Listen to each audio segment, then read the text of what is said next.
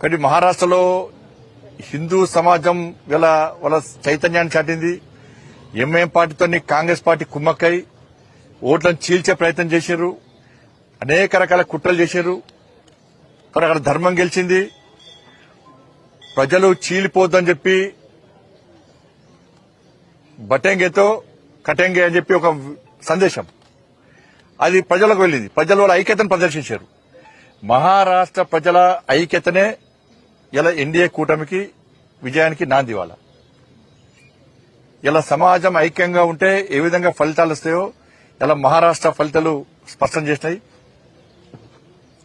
Congress party విపరీతంగా తెలంగాణ నుంచి డబ్బులు మొత్తం కాంగ్రెస్ పార్టీకి పోయినాయి. మహారాష్ట్రలో ఖర్చు పెట్టిన డబ్బంతా ఇటు తెలంగాణ నుంచి అటు కర్ణాటక నుంచి సంచులకు సంచులు పోయినాయి. వేల కోట్ల రూపాయలు పోయినాయి. అక్కడ డబ్బులు విపరీతం ఖర్చు పెట్టారు.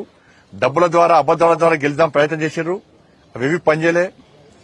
మహారాష్ట్రలో కాంగ్రెస్ కూటమికి ఓటమికి కారణం కాంగ్రెస్ తెలంగాణ కర్ణాటక రాష్ట్రాల ప్రభుత్వాల యొక్క వైఫల్యాలే.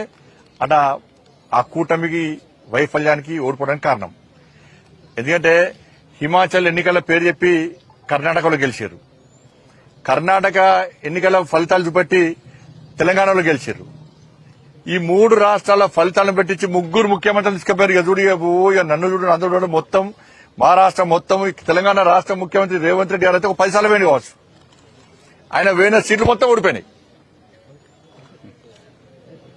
కర్ణాటక ముఖ్యమంత్రి వేయండు, తెలంగాణ ముఖ్యమంత్రి వేయండు, హిమాచల్ ముఖ్యమంత్రి వేయండు. వీళ్ళతో విపరీతంగా ప్రచారం చేశారు.